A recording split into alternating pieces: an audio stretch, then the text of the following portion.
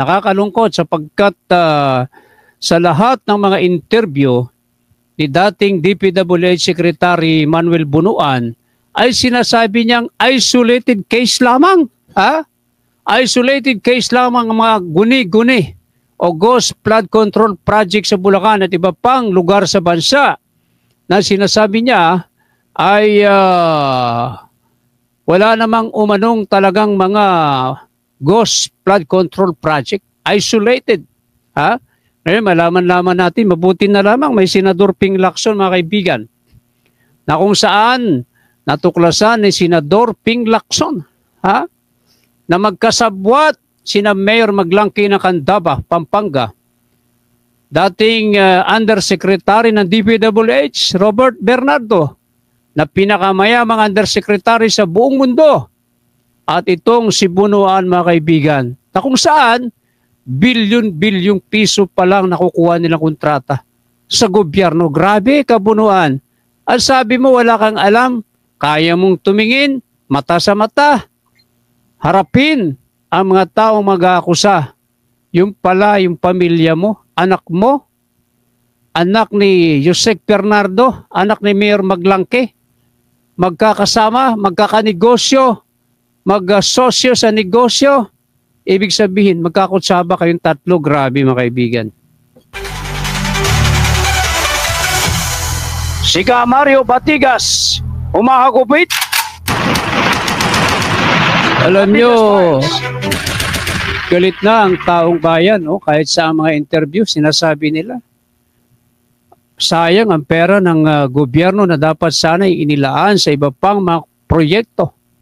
Hindi na sana inilaan sa flood control project na kung saan malaki sanang maitutulong nito upang maharangan ang pagpasok ng mga tubig baha sa kabayanan, sa kalusuran, upang magtayo ng slope protection, mga river wall, concrete wall, diba?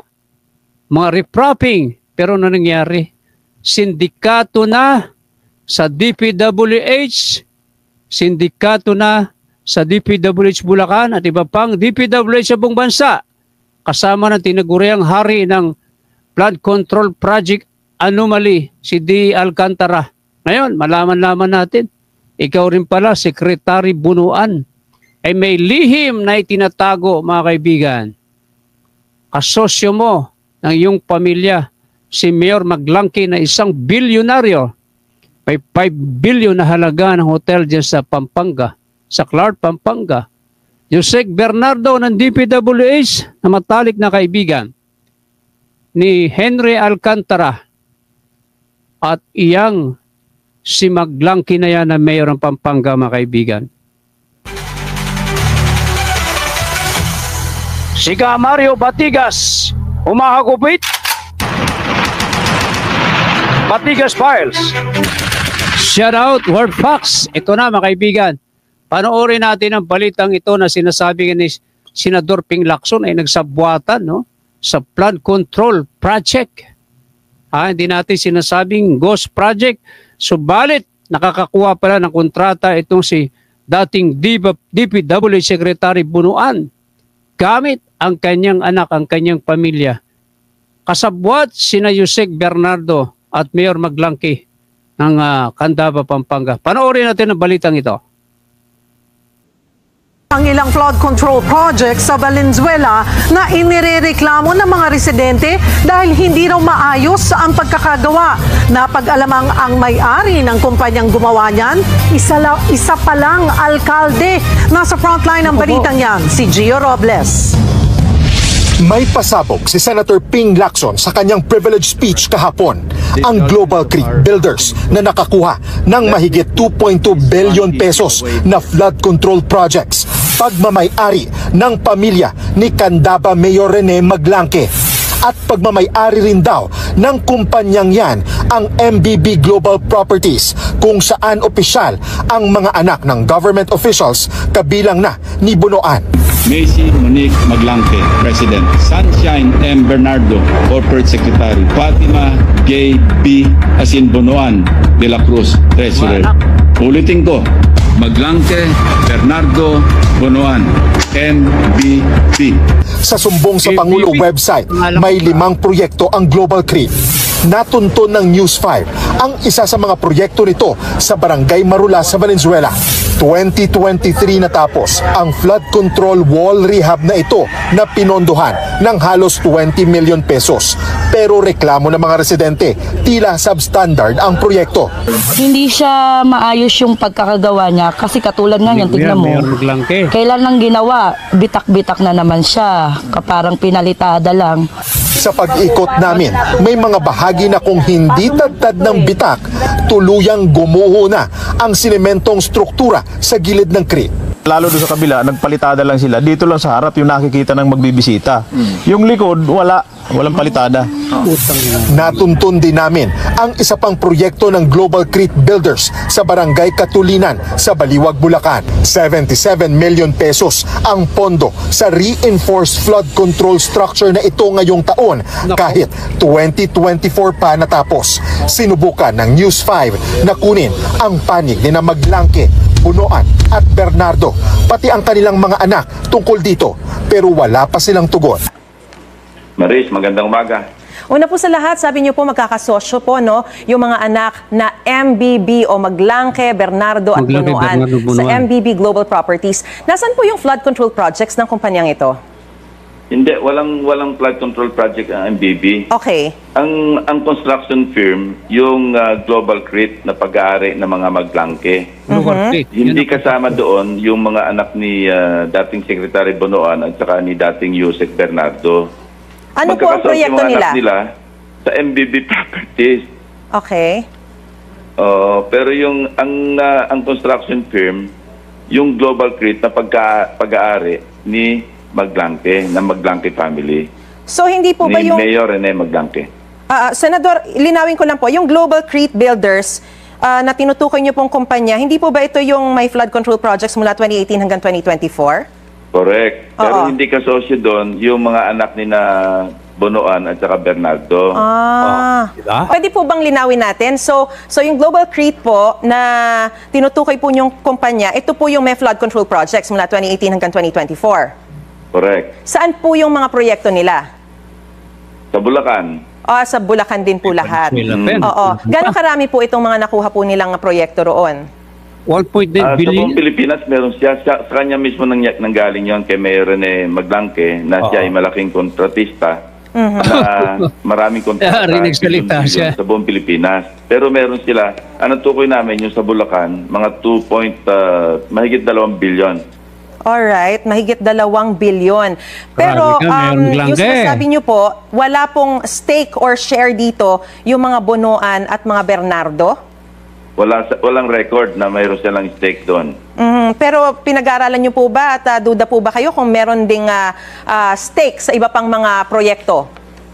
Yung dalawa, Bunoan at Bernardo? Walang record kami nakitang ganon. Ang sinabi kong connected that, kasi nga, di ba si Secretary Bunoan, masyado siyang, yung paulit-ulit, sabi niya, isolated case lang yung napuntahan ni Presidente Marcos.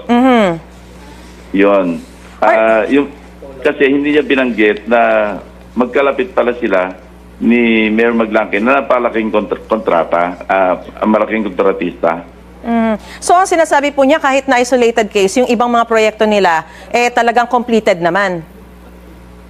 May mga substandard. Substandard kanina, pinakita. So in other words, it's either ghost o substandard yung kanilang mga proyekto. Wala talaga yung completed na maayos. So parang nakita Maris, substandard. Wala naman kami nakitang ghost. Wala pang ghost. Alright. Anyway, 2019 pa po nakaupong mayor si Rene Maglangke. Pwede po ba siya maging contractor ng gobyerno kahit siya po ay elected official? Obviously, hindi po, di ba? Hindi pwede. Kailangan nag-divest siya. Pero while nag-serve siyang mayor, nananatili siyang kontratista. At nagawa po niya ito dahil... Kontratista, bawal yun. Sabi ko connect the dots, ano? Kasi kung magkalapit, lumalabas pagkasosyo nga yung mga anak nila. So, sabi ko connect the dots. Okay. Batay po sa inyo mga nakala, posible bang ginamit ni na dating Secretary Bonoan at dating Undersecretary Bernardo yung mga posisyon nila sa DPWH para ma-award sa Global CREAT, yung flood control project? So ito po yung sinasabi nyo, connect the dots pa rin. Correct. Bilang bagong Senate Blue Ribbon Committee Chairman, iimbitahan niyo po ba sa hearing ang mag-aamang Maglangke, Bernardo at Bonoan?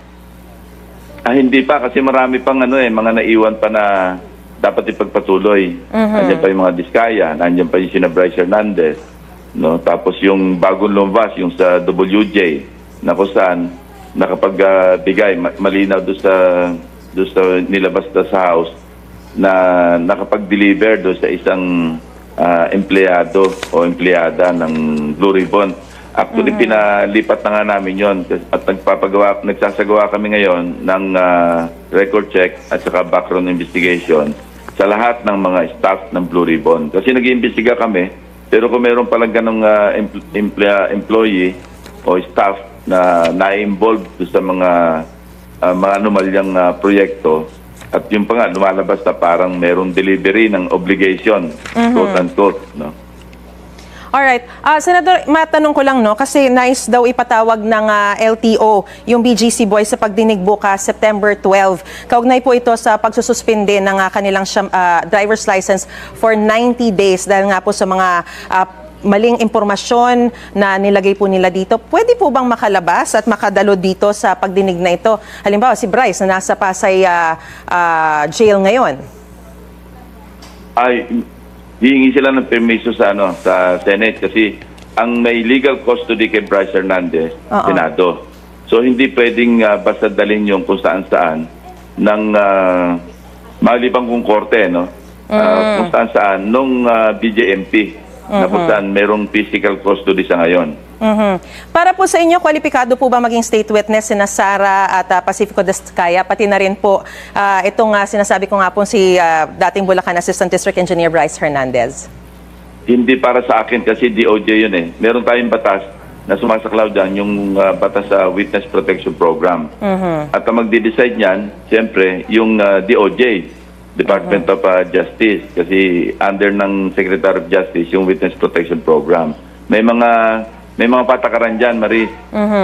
Yung not most guilty, tapos yung materiality ng kanyang testimonya na pwede ma-corroborate ng ibang ebidensya. May mga ganon. Tapos yun nga, sinasabi ni Secretary Boying Remulla, restitution. Dapat ibalik sa bayan yung kamal-kamal na salapi na kinita nila na sa mga anomalyang proyekto. Naniniwala po kayo na talagang mangyayari po yan in this term? Alin? Yung restitution? Opo, restitution. Pag ipal na yung mga kaso, korte yung mag-uutos noon. Pero kung mag-a-apply ka sa state witness, yun ang isang kondisyon na sinasabi ni Secretary Boying Remulla. Alright. Ayan, mga kaibigan, napanood naman ninyo, hindi kwalipikado ang mag-asawang Diskaya na maging star witness, no? Dahil hindi sila pwedeng mailagay sa witness protection program ng gobyerno dahil halatang halata na itong si Diskaya ay talaga namang sinungaling, no? Selected lamang yung kanyang mga pinangalanan. Walang mga congressman at senador na hindi naniniwala na walang mga involved na mga senador sa flood control project anomaly, mga kaibigan. Napakalinaw niyan. Wala siyang ikinanta, pero walang ikinanta si Diskaya na may mga involved na senador na humihingi ng 30% komisyon sa mga proyekto o budget na kanilang ibinaba dahil sila mga proponent. Subalit, si Bryce Hernandez ng Bulacan o yung First Engineering DPWH ay sinabi na niya na sina Senador Jingo Estrada, Senador Joel Villanueva ay humingi ng 30% komisyon sa budget na kanilang ibinaba sa Bulacan. 600 million kay Joel Villanueva, 355 million naman kay Jingo Estrada at iyan mismo, mga kaibigan, ay sinabi ni Engineer Bryce Hernandez, sinabi sa kanya na kanyang amo ng hari ng mga Ghost Flood Control Project na si D. Alcantara ang nagkwento sa kanya na talagang naghahatid ng pera si D. Alcantara sa bahay ni Senador Joel Villanueva at hinahatid naman sa sekretary ni Jingo Estrada ang milyon-milyong pera na komisyon sa flood control project. Siga Mario Batigas, umahagupit. Batigas Files.